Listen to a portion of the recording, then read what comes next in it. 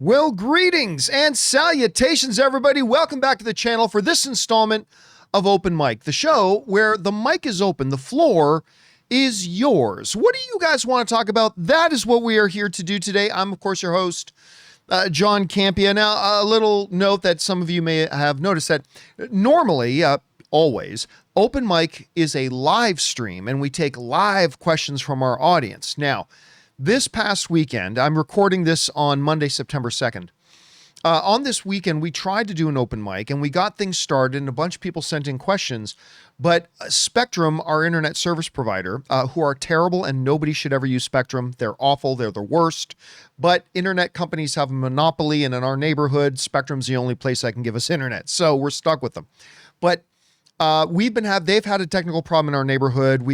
Our upload speeds have been too slow for us to be able to live stream. And so we had to cancel the live stream, even though we had already started it. So what we are going to do here today, as I'm pre-recording this, is answer all those questions that people sent in during the live stream before we had to cancel it. So now, before we get to that though, I had to talk about this. This past weekend, my wife Ann and I, we go to the Hollywood Bowl a lot. Like, we go every year for the John Williams concert. We also go to the special Star Wars in concert, Return of the Jedi in concert, movies in concert. We love those, where like the LA Philharmonic comes on stage and plays the music as they're showing the movie on the screen, and they play the music live to it. We love those. Well, this weekend, they did the first ever Marvel's Infinity Saga in concert. And it was at the Hollywood Bowl. And for the first time that I've ever seen them do, maybe they've done it before, I've just never seen it done. You see the band shell? They actually use projectors to not only have movies on the screens, but whatever was going on the screen, they had these projectors mimicking it, what's going on. Like, you see all the Infinity Stones on the band shell there? They would do that to go along with it. They had fireworks and they had dancers. And it basically was a 2.5 hour concert, maybe even closer to 3 hours, of going through the Infinity Saga. Not every single movie, but starting with Iron Man, Captain America First Avenger, Thor, a couple of other characters really quickly. Then in the second half, after the emission, they jumped right into Infinity War. Actually, I think they started with Guardians of the Galaxy, then they went to Infinity War, and then Endgame. And it was powerful, and it was moving, and it was awesome. We loved it. We loved it so much that we went Friday night to the concert and we went Saturday. And actually, I want to share with you just a quick little clip here that we recorded. This is when they were doing Black Panther, and they actually got the percussionist from the soundtrack to come out. Anyway, here, I'll play a bit of it here. So here you see it. And the dude doing the drum was like just absolutely awesome. They had the choir there as well, with the scene from the movie playing up on the screen. It was emotional. It was powerful. It was absolutely moving. We loved it. We had just such a great time at it. And here's the great news about it, is that they said, Kevin Feige came out on stage and, did the preamble, but he also said, this is the first time we're doing it, but in the upcoming year, we're going to be taking Marvel's The Infinity Saga in concert all over the world. So all I can say to you is keep an eye open for whatever city you live in, whatever country you live in, whatever part of the world you live in. Keep an eye open for when Marvel's The Infinity Saga concert is coming to your area. Even if you have to travel a day or something like that, it is so worth it. It was a wonderful time. And we had an absolute blast at it. It was absolutely crazy. All right. Anyway, before we get to the questions that people sent in, I want to bring this up and this is kind of has something to do with that Marvel Infinity Saga concert, because after they finished the concert and they finished Endgame, a surprise guest, Michael Giacchino, the composer, came running out on stage in this Fantastic Four jacket and said, if everybody can just wait 4 more minutes, we've got one more thing for you. And they played, if you guys follow and subscribe to my channel, you saw that I put this up on the channel. They played the official score for Fantastic Four. And it's great. It's a great score. But that got me thinking a lot about just how big can Fantastic Four be? And the reason I ask is because I've been saying for a while, I think Fantastic Four will be big, and I think it'll be a hit. But I really don't think it's going to be a monster hit. Like, I don't think it's going to make $800 million or $1 billion because not a lot of people read Fantastic Four. It's not a particularly popular comic book. I mean, historically, it's iconic, yes, but in the last 15 years, hardly anybody reads the comic books. They have very low sales numbers. They have had 3 other movies come out, granted by another studio, but still they've had 3 other Fantastic Four movies, 4 if you want to count the Corman one, but we'll just stick with the other 3. And none of those were loved by the public. So there's a bad taste in the mouth for the general movie going on. It's about Fantastic Four. They've had 3 different goes at it. None of them were particularly successful. It's not a highly read comic book. And again, while I believe this can be big, and while I believe it will be successful, I don't know that it'll be like 800 million big, 900 million, $1 billion big, right? That's what I've been saying. But man, I gotta say that seeing the response online to like even just the theme now getting out there and seeing more and more following the social media tracking on the social media mentions of Fantastic Four whenever something comes up about it, I have to admit that even I am now starting to wonder just how big can this movie be? Because while it is still true that they've had 3 bad movies, there's a bad taste in the mouth of the general movie-going audience about Fantastic Four, there's not a lot of hardcore fans that follow Fantastic Four, it doesn't have big comic book sales numbers, all that kind of stuff. While all that is true, you still have to take into account the excitement level that now it's back at Marvel, right? Now Marvel is doing Fantastic Four, something that the other 3 did not have. We've got a brand new fresh cast. The last Fantastic Four movie did too, but I think this one's got a little bit more enthusiasm behind it. Obviously being led by Pedro Pascal. You have a fantastic director, Matt Shakman, directing the film, who of course did what I still believe is the best Disney Plus series they've ever done, which is WandaVision. He did that. Now he's doing this. I got to tell you, it's making me look, I'm not now saying that I think that Fantastic Four is going to be $1 billion film. I'm not, but I'm starting to wonder if it might be bigger than I was anticipating. Again, we've got a long way to go. The movie's almost a year away. We still got to see what the marketing campaign is going to be. We still got to see how good the movie is, right? Like, just like we were saying with Deadpool, it's really all going to depend on how good or bad the movie is. If the movie's another stinker, it'll be lucky to make $500 million. If it's great, maybe it can get to that $500 million number. Maybe even more than that. I mean, I don't know. It's just, I have to admit, I'm starting to wonder. So my question is for you guys. What do you think? Are you of the, one side of the brain mind that, Fantastic Four is not that popular of a property.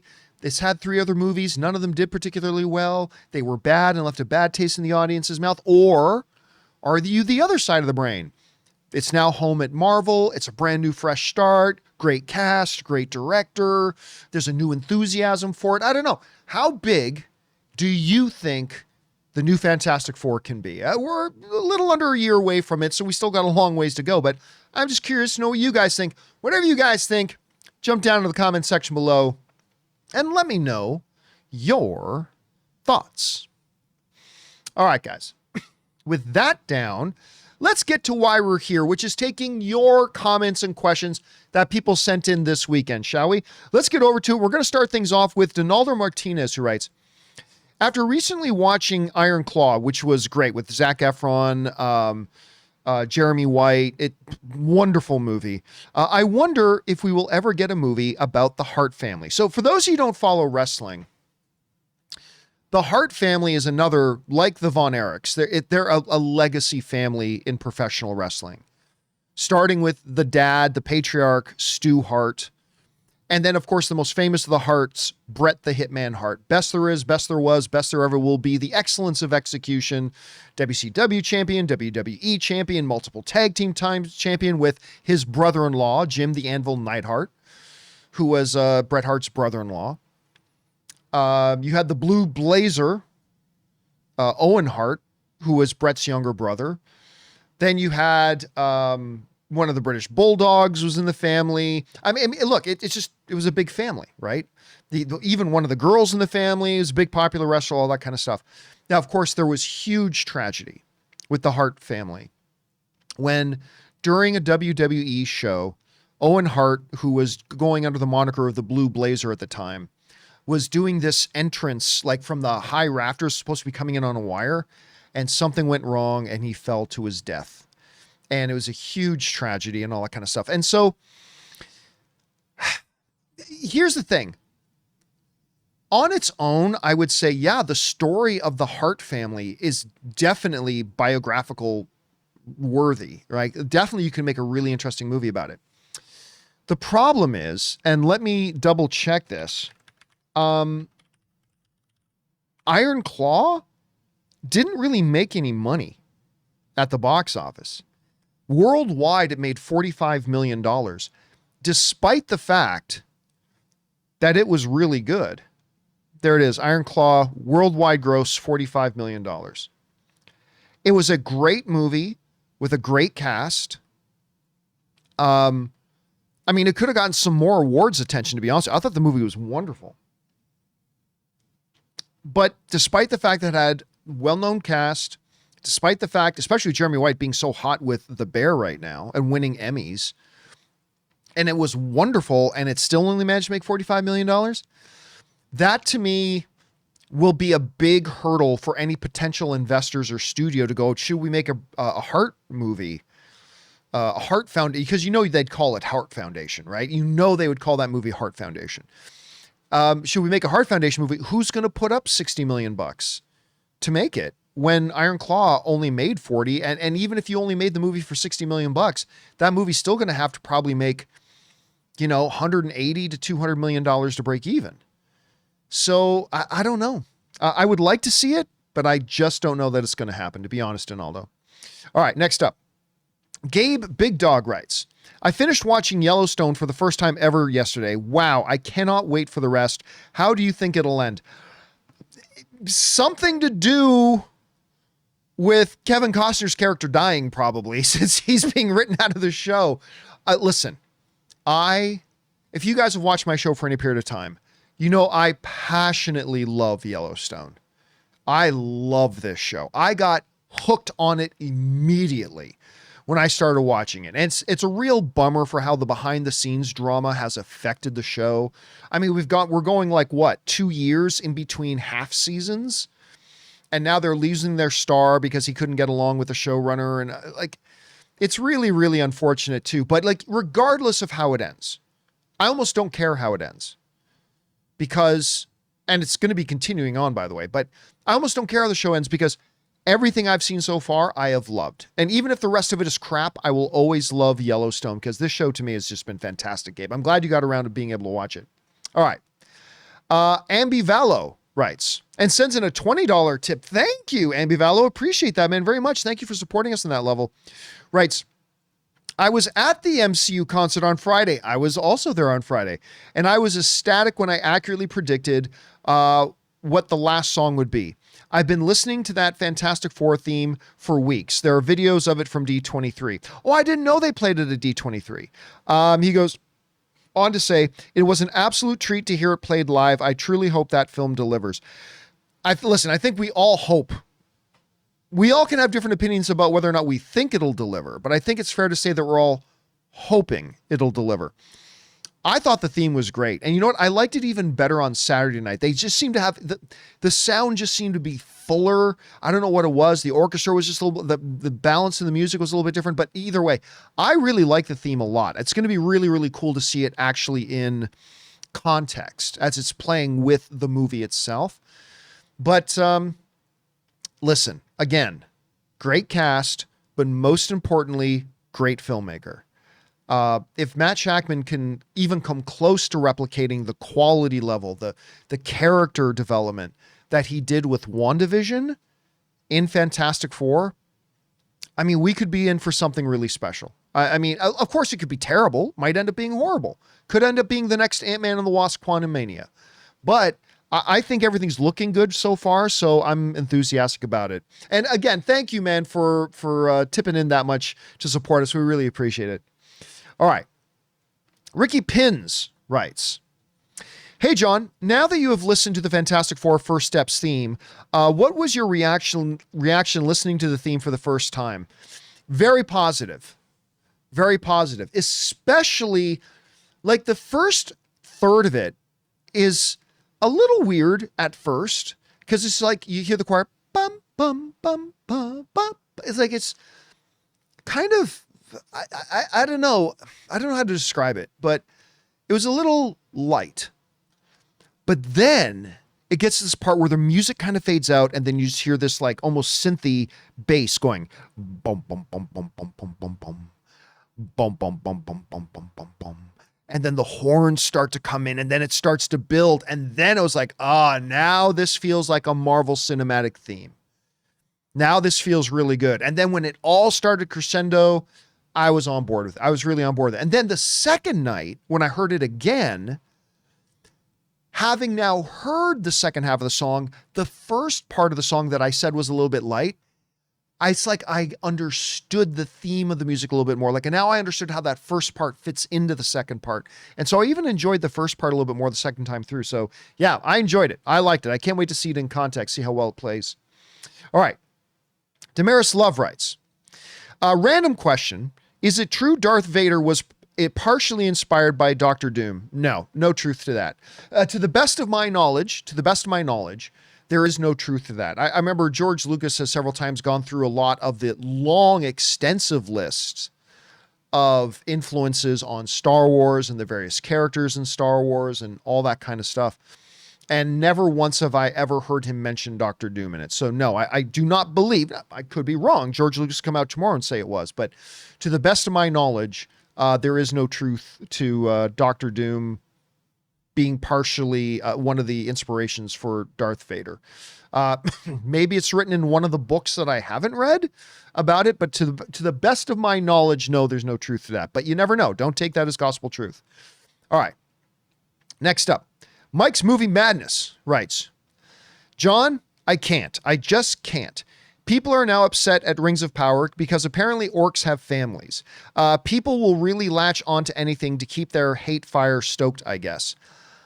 Yeah, so I haven't seen anybody complain about it personally.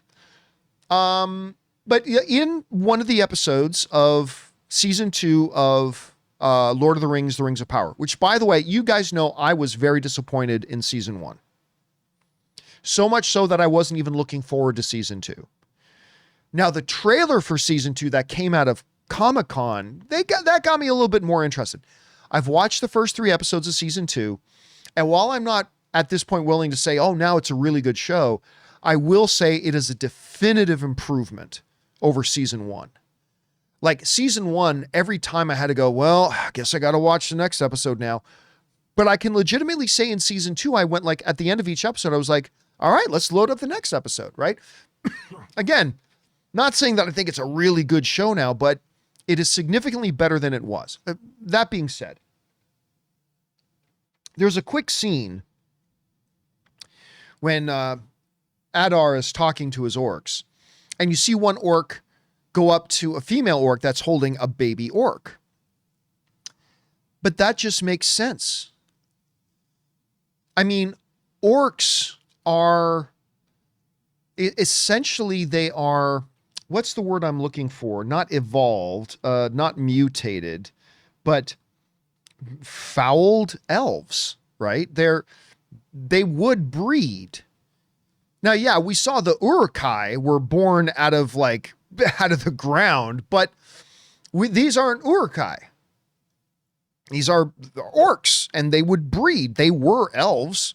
The race, at least initially, the race has its origins as elves. I mean, so while we never saw orc families in the Lord of the Rings, like movies or stuff like that, it only stands to reason that they breed. They come from another race that had male and female. It only made sense that they would have families. It only makes sense. I mean, it's just logical. So yeah, but again, to be fair, I haven't heard anybody complain about that. I've heard other complaints, but I myself have not personally heard anybody complain about that particular issue. So yeah, that was fine for me. All right. Let's see. Next up is, again, Mike's Movie Madness, who writes, I remember when the teaser for Rings of Power came out, people made fun of Sauron's new disguise, but like you say, reserve judgment till after, because now after seeing the show, it makes perfect sense now.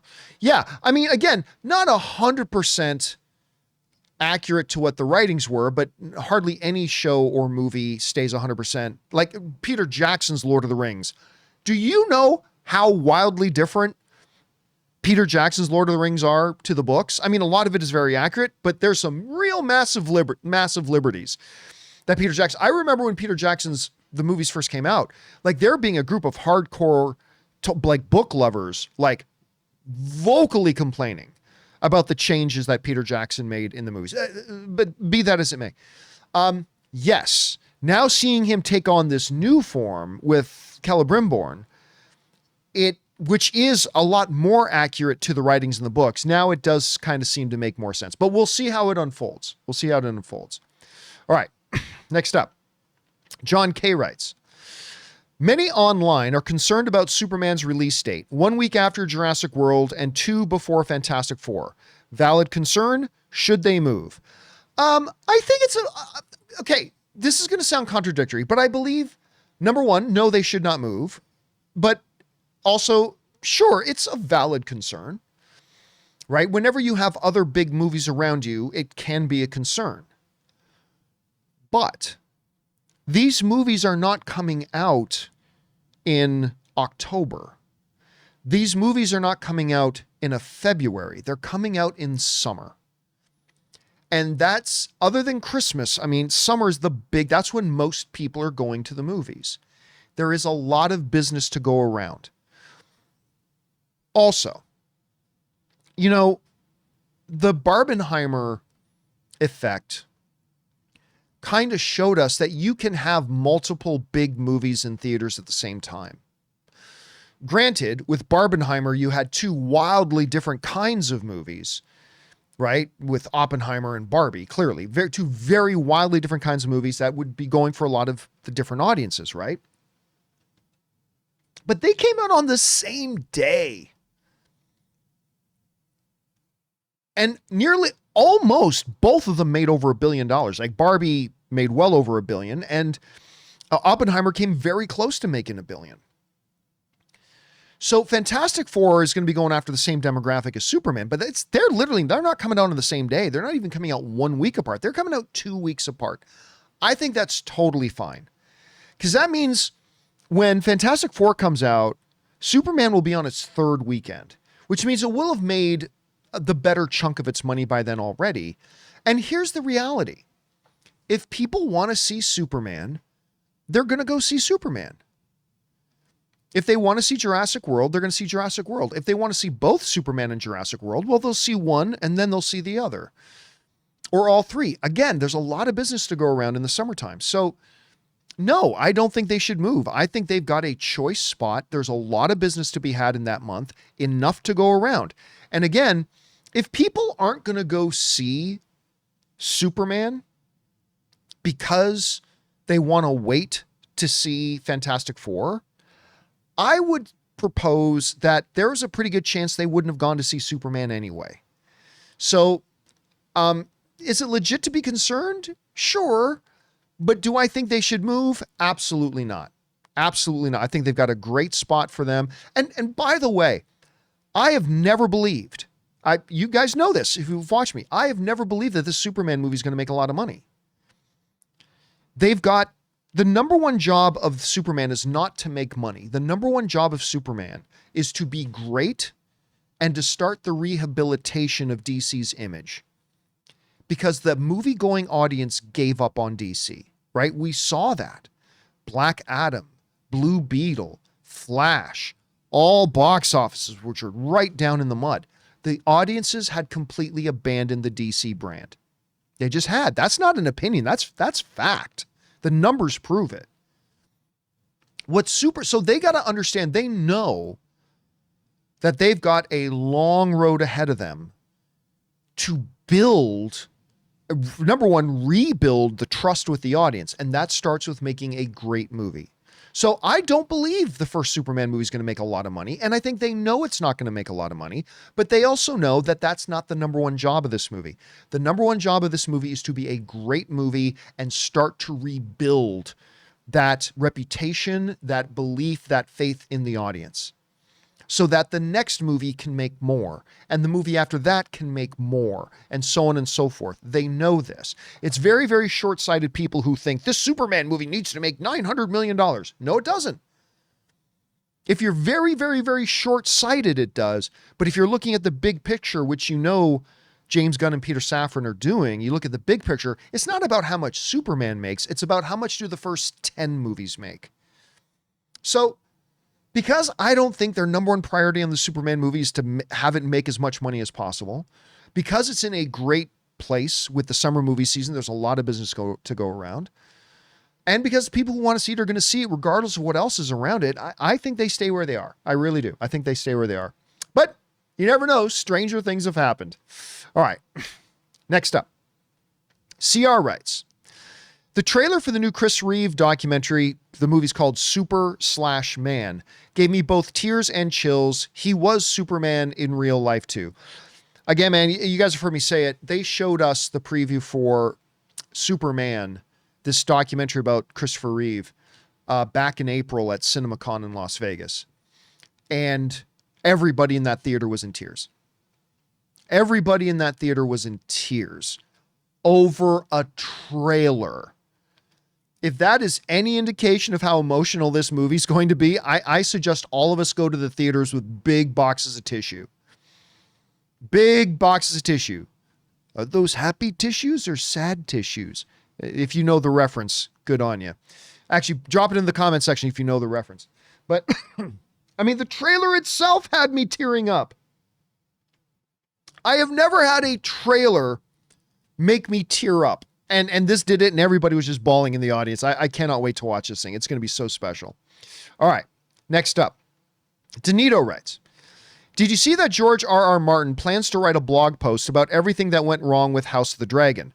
A really odd and maybe unprecedented move, in my opinion. Yeah, here's the thing. I think a lot of us are misinterpreting what he means by that. George R.R. Martin is actually more involved with House of the Dragon than he was with like Game of Thrones even. So when he says about the things that went wrong, I don't think George R.R. Martin is about to write what some people think he's about to write some big gripe post. Here's where they ruined it and what I would have done different and I would have been better. I don't think he's going to do that. I might be wrong. Maybe he is going to be a big sucky baby and decide to, pull a Costanza and say, it's time for airing of the grievances. And here's why my feelings are hurt. I don't think he's going to do that, though. To be honest with you, I don't. I think probably he's going to talk about maybe things they intended to do and things that went wrong and all that kind of stuff, but then maybe how they salvage it, whatever. But I don't think George R.R. Martin's about to make a big crybaby little bitch post. I don't think he's going to do that. He didn't do any of that with Game of Thrones. I don't think he's going to do it here. So, and if he was thinking about it, I would highly advise him not to. But I don't think that's what he's going to do. I think he's going to talk more like some behind the scenes things. Here's what didn't go the way we all of us intended it to go. But I don't think it's going to be a big bitch post because he's not a big bitch. All right. Next up, we've got Mr. Hank Dunn writes, I firmly believe all the July 2025 movies will make $700+ million, Jurassic making the most and Fantastic Four making the least. Yeah. So, because we were just talking about this, right? So you got Jurassic, you got Superman, you got Fantastic Four, and I agree that Jurassic will make the most, right? You got Scarlett Johansson in there now, you got Mahershala Ali in there now. Even the last movie, which was bad, made over $1 billion. There's absolutely no reason to believe this one couldn't. I'm not saying it will, But there's no reason to believe that this new one couldn't also make $1 billion. I mean, even the worst one made $1 billion. So yeah, I agree. I think Jurassic makes the most. I think 700 million for Fantastic Four is doable. I think that's doable. I don't know if I see this first Superman movie making 700 million because of all the reasons we talked about before already. Like, the audience has just given up on DC movies, right? They have not gone out to support DC movies. So it's going to take a while to build that trust back. But I mean, if it does, so I think definitely Jurassic makes the most. And then I think it'll be very close, depending on how good or bad the two movies are, between Fantastic Four and Superman as to which one takes second place. All right. Thanks for that, Hank. Next up, Gavin Mohang writes, "Hello, John. New viewer here. Thank you for being a new viewer, friend. Been watching for a couple of months now. I appreciate you and everything you do." Oh, thank you, man. Thanks for being a great human being. Well, thank you. I'm sure my mother loves hearing that. I'm sure my mom is very happy to hear that she raised a good human being. I hope I am. Flawed, certainly flawed, but hopefully good. Anyway, thank you for writing in just to be supportive, dude. I really appreciate that, Gavin, and welcome to our community. All right, next up. Richard K. writes, do you think the Fantastic Four end credit scene will be Doctor Doom killing the Kang variants? No. And this can be their way of explaining why Kang is no longer in the MCU. No, they've already explained it. End of Loki season 2. They explained it. They finished the Kang problem. Loki season 2 ends with basically now the Time Variant Authority just going around cleaning up the remaining variants. They're just going around and picking off the remaining variants. So Loki season 2 already settled it. And quite frankly, well, number one, they're not going to bring Jonathan Majors back to play Kang so Robert Downey Jr. can go around killing Kangs. And number 3, Doctor Doom killing Kangs who Ant-Man beat isn't really a big demonstration of Doctor Doom's power, right?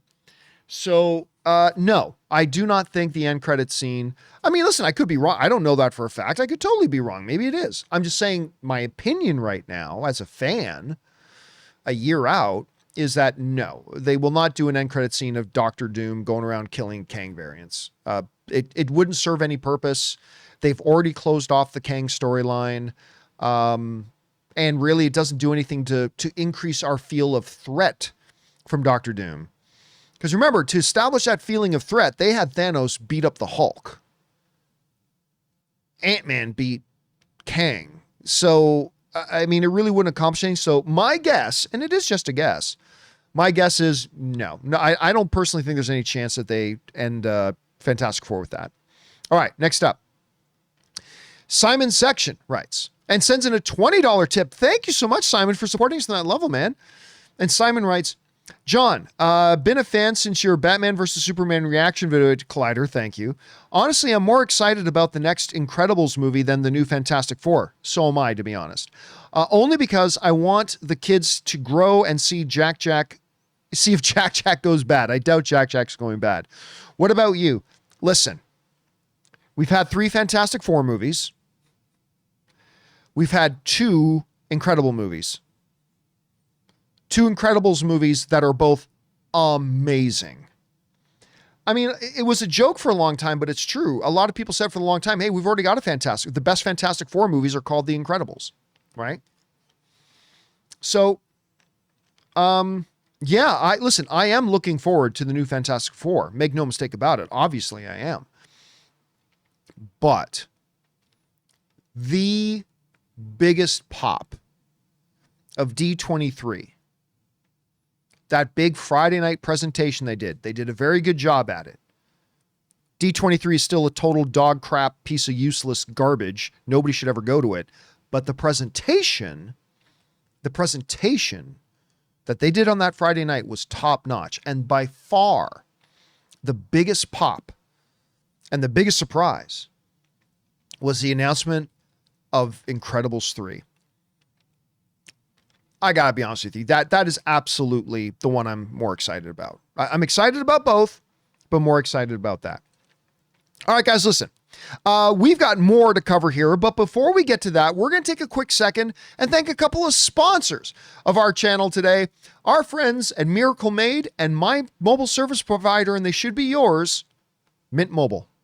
You know when you discover a new binge-worthy show or a song that you bump on repeat and you have to share it with your friends so they can experience just how awesome it is? That's kind of what it feels like when you discover that Mint Mobile offers premium wireless for $15 a month when you purchase a 3-month plan. It's such an awesome deal, there is no way you can keep it to yourself. My last mobile service provider was quite good, but ever since I switched to Mint Mobile, I've enjoyed even better coverage, better phone clarity, and I'm paying less than a third of what I paid to my old provider. Say goodbye to your overpriced wireless plans, jaw-dropping monthly bills, and unexpected overages. All plans come with high-speed data and unlimited talk and text delivered on the nation's largest 5G network. Use your own phone with any Mint Mobile plan and bring your phone number along with all of your existing contacts. To get this new customer offer and your new 3-month unlimited wireless plan for just $15 a month, go to mintmobile.com/Campea. That's mintmobile.com/Campea. Cut your wireless bills to $15 a month at mintmobile.com/Campea. $45 upfront payment required, equivalent to $15 a month. New customers on first 3-month plan only. Speed slower above 40 gigabytes on unlimited plan. Additional taxes, fees, and restrictions may apply. See Mint Mobile for details.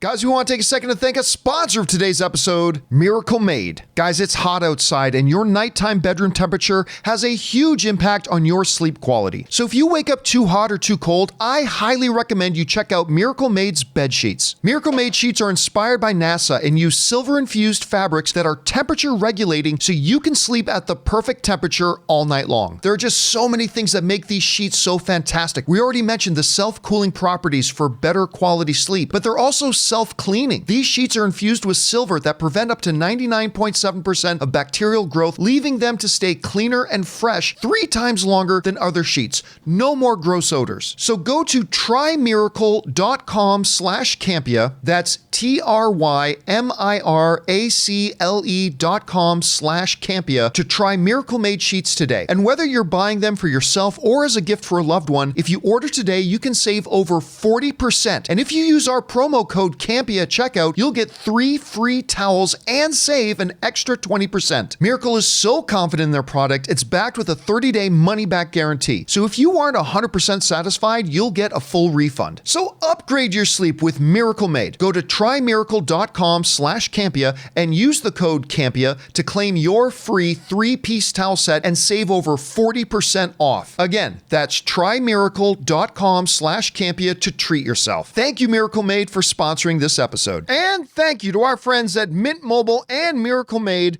for sponsoring the John Campea YouTube channel. All right, guys, with that down, let's get on to the rest of the questions you guys sent in, shall we? We're going to get things started off here with Walter Whitewalker, who writes, have you checked out Time Bandits yet? Really fun. No, I have not. You know what? I only have even seen the trailer for it once. I know Lisa Kudrow's in it. I love Lisa Kudrow. But it looked like it was pretty charming. I haven't had a chance to check it out yet, though. I will at some point. Thanks for keeping it on my radar, Walter. Next up, Mike Thompson writes, so I hope at the very least that deathly misleading restaurant gets booted from Disney property and that Mr. Piccolo gets paid. Yeah, again, it's a very... of course, you guys have been seeing what's been going on with this, right? So the story was basically... a guy and his wife went to Disney World down in Florida. And while at, they weren't in Disneyland yet. They were in a place, what's it called? Disney Springs, which is like outside of Disneyland, but open to the public. Still owned by Disney.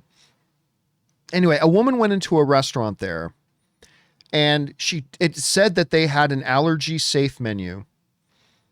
She pointed out a few things to the waiter, said, now, I'm allergic to this and this. Is any of that in these dishes?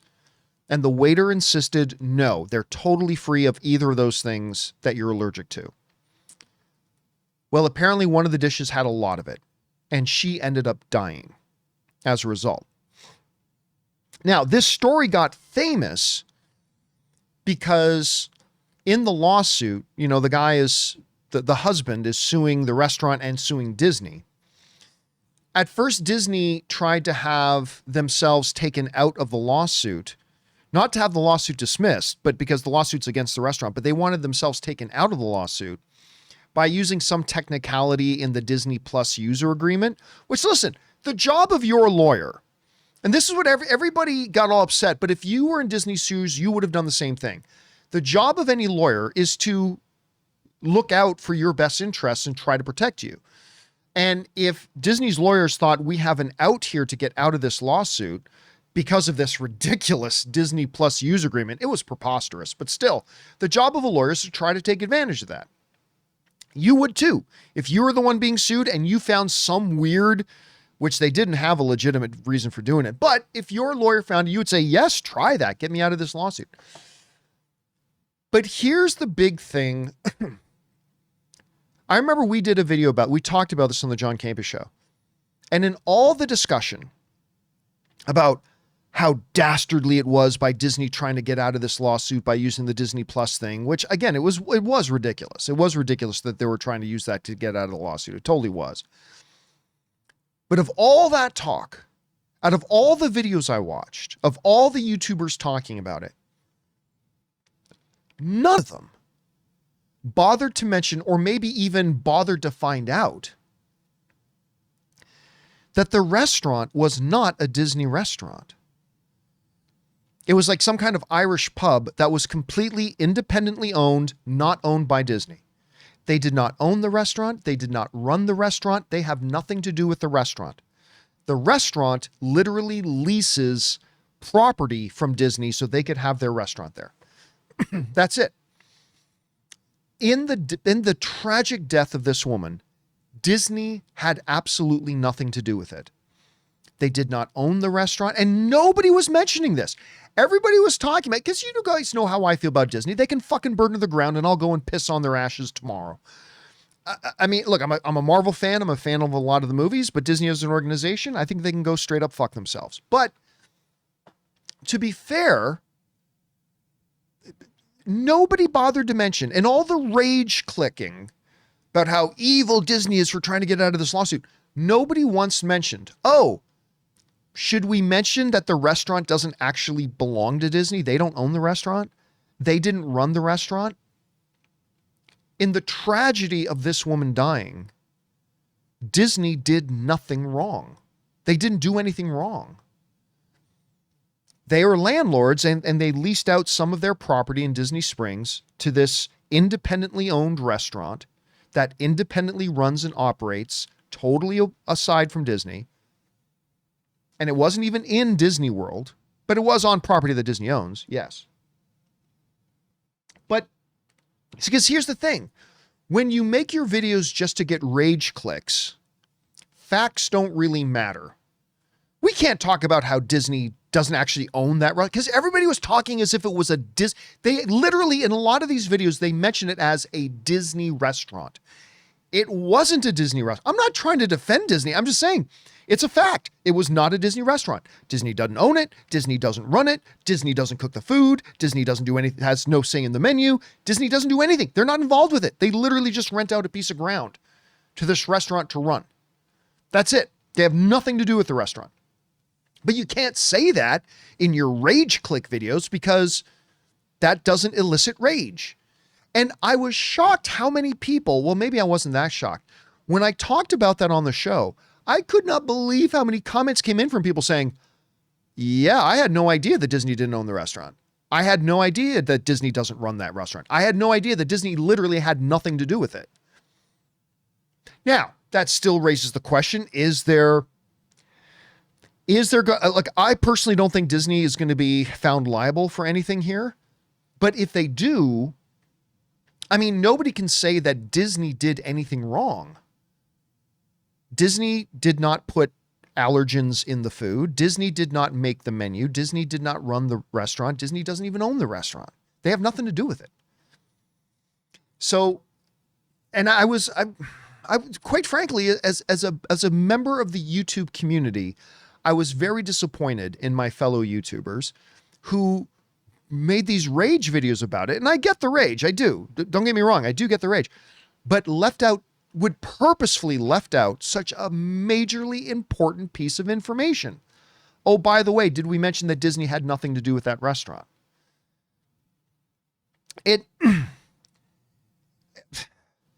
Now, what I said in that video was, if we find out, and we may, there's no reason to believe we will, but we could, if we find out that this restaurant had like a dozen complaints already filed about they claim to be allergen free, but there was tons of allergens that are in their food, whether it's peanuts or whatever, and they don't advertise it. If we find out that Disney knew that this restaurant on their property was breaking all these rules, if Disney knew that there had been a long record of complaints about this restaurant serving allergens in their food when they claim to not, putting people's health at risk, if they find out in this court case that Disney knew that and didn't do anything about it, then they could be in trouble. I mean serious trouble. If they can create a paper trail, by the way, I've not heard of any of this. I'm just saying theoretically speaking, okay? Theoretically speaking, if they can establish in court that there was a history of complaints against that restaurant for health concerns and allergens and stuff like that, and Disney did nothing to force that restaurant to comply to regulations, then Disney could be in a lot of trouble. However, on the opposite side of things on that, if the court case happens and there were no filed complaints previously, there was no history of complaints previously, that there had never been an incident like this previously, and there was no reason Disney should have suspected that this restaurant on their property posed a threat to public health, then I don't see how Disney gets held liable. Like, to be held liable in something, you have to have done something, right? Either an overt act of wrongdoing or the sin of omission, the sin of doing nothing when you knew you should have done something.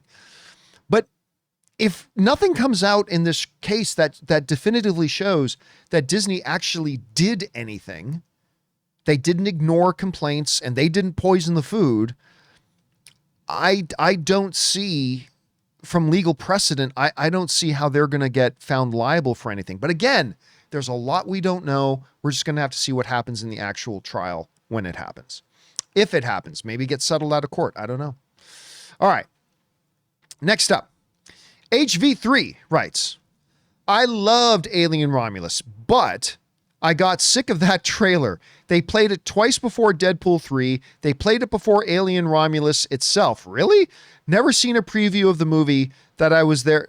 I never seen a preview of the movie that I was there to see. I don't know what that last sentence means. First of all, that's probably a movie theater issue. If a movie theater played the same trailer twice before a movie, that's a movie theater problem.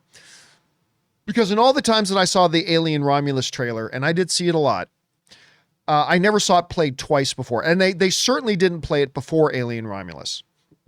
So again, that's on the movie theater. But I got to say, man, whatever they did with their marketing, it was clearly effective. Alien was a dead franchise. All right? Alien was a dead franchise. And now this one is closing in on an $80 million budget. This movie is closing in on $300 million of a dead franchise with no name stars, and it's closing in on $300 million. Crazy. Absolutely crazy. And I was thrilled with the movie. I had a lot of fun with it. I thought it was really enjoyable, had a good time. One of the top 5 movies of the year? No, but a very enjoyable movie, and it deserves all the success it's getting. All right, thanks for that, HV. Next up, Richard K. writes, do you think James Gunn will use John Williams' theme from the Christopher Reeve film in this new movie? We talked about, somebody else wrote in and asked us on the main show the other day. Use it as in it plays prominently in the movie? No. Use it kind of the way that Zack Snyder did in Man of Steel, where you just, in one quick shot, you hear just a couple of bars like, Like there's something going on, and then all of a sudden there's like a quiet moment and you hear bum, bum, bum, bum, bum, and then that's it. Just like 2 seconds. Maybe. Like if the John Williams score has just a quick little 2 or 3 second cameo, maybe. But do I think it'll play prominently in the movie? No. Listen, like Zack Snyder and Henry Cavill's Superman, they got Hans Zimmer to do a new Superman theme for Henry Cavill's Superman. You can see him right here. There's Henry right there. Because it's important that this new Superman had his own identity. And by the way, the Hans Zimmer Superman theme is amazing. Not quite as good as John Williams' Superman theme, but it is phenomenal. I love What Are You Going to Do When You're Not Saving the World? I love that theme. Anyway. So James Gunn's Superman, I believe, will have his own theme. It will not be Henry's theme. It will not be Christopher Reeve's theme. It'll be his own theme. Could a quick little cameo of the music appear somewhere in the film? Sure, but not in any kind of meaningful way. At least I don't think so. Again, I don't know for a fact. I'm just guessing like anybody else, but my guess is no. All right. Thanks for that, Richard. Next up, HV3 writes in and says, yesterday, a listener said that they liked The Instigators with Matt Damon and Casey Affleck. I agree. It's The Town if The Town was a comedy. You know what's funny? I have not heard. I'm glad you're saying something, HV3, because obviously I love Matt Damon. I really like Casey Affleck as a performer. And I saw the trailers for The Instigators, and I liked it. I liked the trailers. But then I heard a bunch of negative things about the movie. And the thing is, I don't want to watch Matt Damon and Casey Affleck in a bad movie because I like them too much, right? So I kind of stayed away from it. But we've had a couple of people now write in, including you, saying that it's actually pretty good. So I might have to give it a shot. Thanks for the recommendation, HV3. I appreciate that. Okay, next up. Richard K. writes, worst fourth movie. Pirates 4, that was pretty bad. Indy 4, that was pretty bad. Jaws 4, that was really bad. Superman 4, that was really bad. Alien 4, that was really bad. Matrix 4, that was horrible. Terminator Salvation. I didn't hate Terminator Salvation. I don't think it was great, but I didn't hate Terminator Salvation. I will say the worst, because those are some bad ones, man. Superman 4, The Quest for Peace. Oh my God. Alien Resurrection. But I think I gotta say that the worst one was Matrix 4. What was it called? Matrix Resurrections? Was that what it was called? I can't even remember what it was called now. Horribly. Like wanted to gouge my eyes out. Awful. Like it's just so bad. Indy 4 had its upsides. These are all bad movies, but Pirates 4 had its upsides. Indy 4 had its upsides. Jaws 4 is pretty rough. Superman Quest for Peace is pretty rough. But yeah, I will say, I think the worst of those four, Richard, for me, at any rate, I'm going to say the worst of those four is Matrix 4. I hated that movie. All right. Bry Guy writes, do you think if Fantastic Four has Robert Downey Jr. as Doom in the trailers, assuming he's in the movie, can it have the biggest box office of July of 2025? Here's the thing. I don't really know. I don't think, number one, I don't think Robert Downey Jr. is even going to be in the movie. Number two, if he is in the movie, but only in a post-credit scene or one quick cameo, I don't think they'll put him in the trailers, because if you put him in the trailers, that's just going to piss people off. If they go to the movie expecting to see a bunch of Robert Downey Jr. as Dr. Doom, and he's only in it for a minute, or he's only in a post-credit scene, right? So, I don't, I'll be honest, I don't even think he's going to be in the movie. Now, admittedly, I'm going back and forth on this. Like a week ago, I thought, yeah, I think he'll at least pop up in the post-credit scene. Today, I'm like, nah, I don't think he's even going to do that. Next week, I might think something different. But so I am admittedly going back and forth on this Robert Downey Jr. as Victor in Fantastic Four. But I certainly don't think he has any kind of a significant role. Right? I don't think he has any kind of a significant role in the movie. I think if he even pops up in it, which I'm not even sure he will, it'll be a quick little cameo or just a post-credit scene. And if they're doing that, it would be a very bad move to put him in the trailer, because that will be considered by the audience to be very, very misleading, and audiences are going to feel cheated by that. So no, I don't expect we're going to see Robert Downey Jr. in the trailer, and I'm not even sure we're going to see him in the movie at all, to be honest with you. All right, next up, Kevin Frazier writes, "Hey, John, would love to hear your thoughts on the Hollywood Bowl event. I bet the sound quality is incredible in a venue like that. Enjoy the Fantastic Four theme." Well, I already talked about it at length, Kevin, at the beginning of the video. I won't go over everything again, but to summarize, absolutely loved it. I would go again tomorrow night in a heartbeat if they were playing it again. Highly recommend you check it out when it comes to whatever part of the world you live in to see it. And I really like the Fantastic Four theme a lot. I really, really did. Hopefully someday, Kevin, you'll get a chance to go and experience it, because they are going to start touring it around the world. All right. Next up, we've got Joshua Mickle, who writes, "Fantastic Four making over 500 million equals success." Completely agree. 100% I agree. If a movie to a franchise that has already been run into the ground, that has no significant support pop culturally, and has already left a bad taste in a lot of moviegoers' mouths, if you can come out with a first movie and have it A, be good, and B, make over 500 million, I think they absolutely take that as a win. Absolutely, you take that as a win, because then the next one will be bigger, and the one after that will be bigger if you make them good. So I think it'll make 500. I think 600 is definitely on the table. 700 could even be possible. But I mean, who knows? If this is like the Winter Soldier of this new phase of the MCU, maybe it does get to $1 billion. I don't think it will, but yes, I completely agree with you. 500 million is absolutely a success if they get there. All right. Dexter writes, "I'll be surprised if Fantastic Four makes that July release date." Oh, no problem. Anyway, having just started shooting, it seems tight. It's not tight at all. I could be wrong, but I think it takes Blade Spot.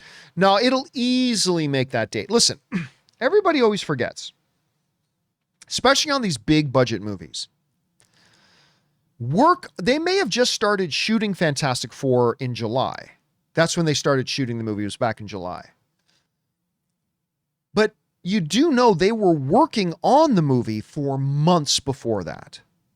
Visual effects were already being done, right? Visual effects were already being done. Music was already being composed. It's like shots were being composited already. Like a lot of work on these big budget, particularly visual effects heavy movies. A lot of work can begin long before the cameras start rolling. And a lot of people forget, most movies take 2 to 3 months to shoot, or 3 to 4 months to shoot. Every once in a while, you'll come across a movie that takes like 5 months to shoot or 6 months to shoot, but that's not normal. That's not normal. Like 2, 3, 4 months. And then from there, after shooting for a number of months, then they have another 8 months of post-production when they even already started on the quote-unquote post-production before the movie started shooting. Listen, they're going to have absolutely zero problem making this release date. If they do end up moving it, it'll be for other reasons. But they're going to finish shooting this movie probably by November, is my guess. Yeah, probably sometime in November they'll say, and that's a wrap on Fantastic Four, that they finish shooting it. Then it's just all continuing on the visual effects and all that kind of stuff they already started on months before they even start shooting the movie. Believe me, guys, this is not going to be a problem. This is not going to be a problem at all. I suspect this movie will probably even be like done in like May. They'll probably have it all wrapped, picture locked in a can, probably in May, is my guess. So, I mean, look, and anything can go wrong. Like lots of stuff can go wrong, but all other things being equal, Dexter, I don't think it'll at all be even a remote problem for them to have this movie ready on time. All right. Alex Von Gollum writes, "Hey, Gio, I'm enjoying Rings of Power Season 2 so far, as am I so far. My MVP so far is Círdan Ben Daniels. I don't know who that is. He brings wisdom, candor to the character, like the wise uncle you love hanging out with. Well, I have no idea which actor that is. I don't know the names of any of the actors in the Lord of the Rings, Rings of Power. So I have no idea who we're talking about. I'm going to guess the way you described it, that you're talking about the Elven King. If you're talking about the Elven King, sure. But other than that, I don't know who we're talking about, unfortunately. But I am enjoying, again, like I said, I think this season so far, we're only 3 episodes in. I'm not willing to call it great, but it's definitely better than season 1 was. Because you remember, I almost tapped out. Of the whole show after the first episode last year. So it's definitely a step up. Let's hope that continues. Pardon me. Next up, Alex Gollum writes, Elrond feeling hurt and resentful towards Galadriel is a very interesting narrative, which can help her become who she'll be, helping him to grow too. Oh, I absolutely agree. Because remember, Elrond is not just feeling hurt, right? He's not just butthurt. He's very concerned, right? He believes that Galadriel, the Elven King, everybody is going down the wrong path. He believes the elves should have nothing to do with these rings. And he's not just like hurt, oh, you didn't tell me that guy was Sauron. That's just part of it is that, absolutely. But the other part is that he really believes they are all going down the wrong path and they're making a mistake. Now, he might be right and he might be wrong, but that's how he's feeling. And I love the fact that they do have that turmoil, that there is that conflict, that things with the elves aren't always just perfect and in perfect unison and unity all the time. Like this is an issue. And I kind of like the way they're handling it so far. We'll see how it evolves though, Alex. All right. Next up, we've got Mike Vetter who writes, 1 of 2. With Blade out of 2025, I believe Fantastic Four should take its November release date. No chance. For 2 reasons. 1, if it keeps its July release date, we'll get 3 MCU films in 5 months. That's not so bad. So November gives them some breathing room. 2, July is stacked month with films aiming for similar audience. November has much less competition, therefore a bigger chance for box office success. I don't believe that's true. I believe, listen, it's the best way for me to put this. All right. Where is the better place to put your restaurant? In a neighborhood that has like maybe 1,000 people come in and out of it every day, but you'd be the only restaurant there? Or would it be better to put it in a neighborhood where 10,000 people come in and out of it every day, but there's 4 other restaurants?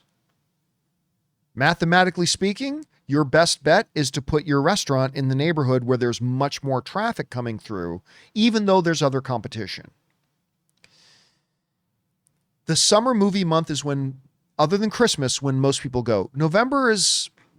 There's nothing special about a November release date, but there's a lot of movie going in the summer. A lot of movie going. There's more business to be had by releasing in July than there is by releasing in November. That's a statistical fact. There's more business to be had there. Yes, there's more competition.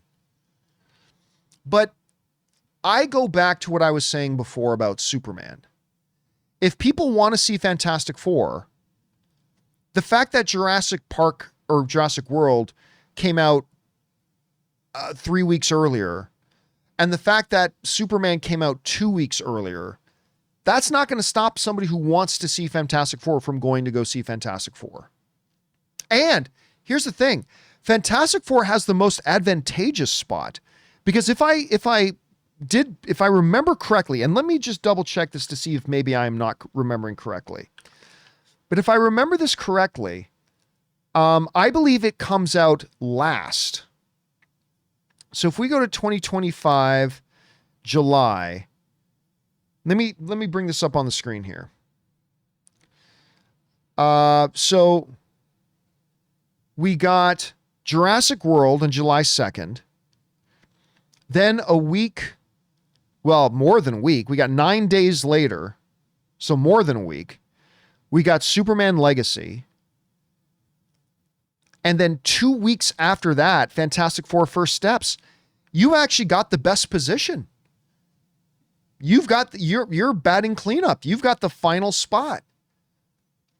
And you got 2 weeks separating you from when Superman comes out. Superman is going to be, okay, so Jurassic Park is going to be in its 4th weekend. Movies don't make most of their money in their 4th weekend. Superman is going to be in its 3rd weekend. Again, 3rd weekend is never your biggest weekend, right? So I really, listen, if I'm Marvel, I like that spot. Again, just speaking for myself, but if I'm in Kevin Feige's shoes, I am not just comfortable with that spot, I love that spot.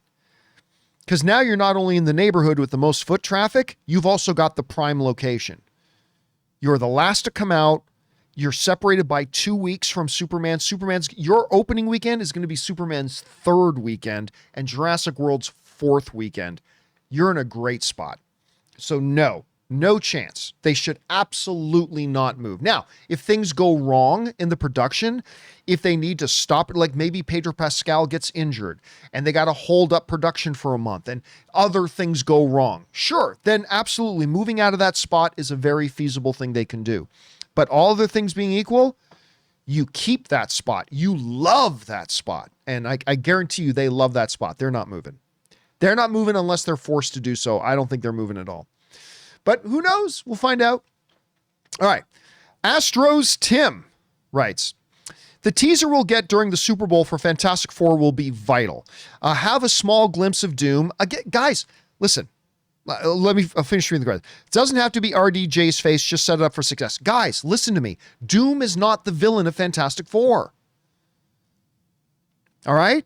Doom is not the villain of Fantastic Four. We got a Silver Surfer and we've got Galactus. Let me say this again.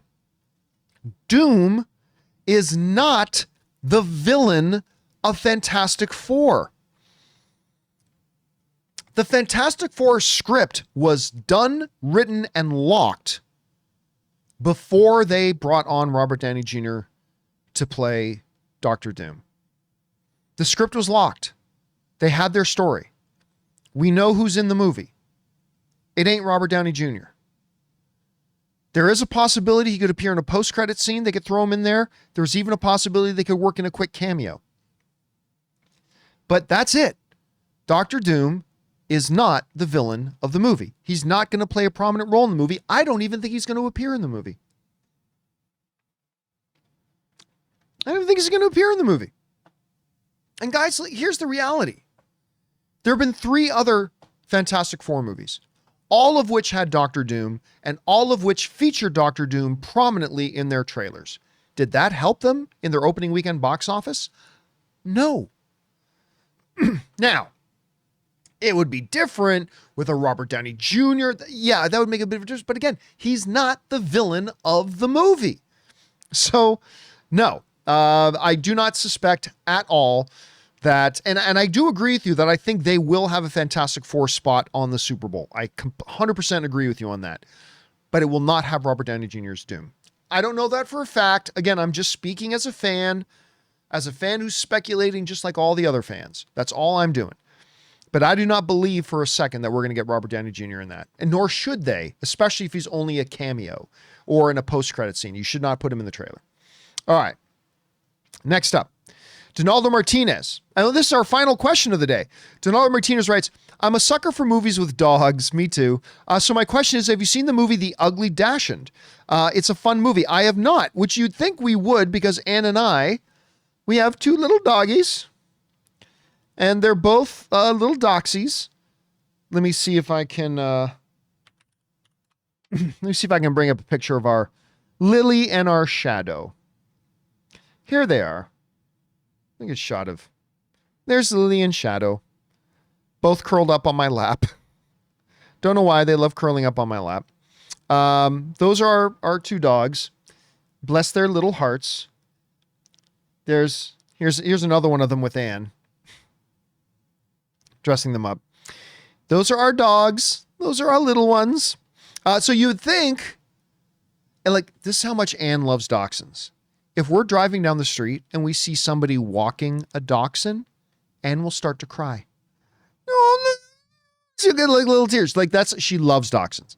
Loves dachshunds. Will cry at the sight of them.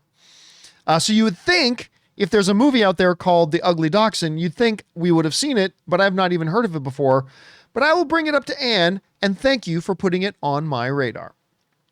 And all right, guys, that'll do it for this pre-recorded, very special edition of Open Mic. Thank you so much for joining us. And big special thank you to all you guys who sent in the questions. My apologies that you've had to wait a couple of days to get the questions answered again.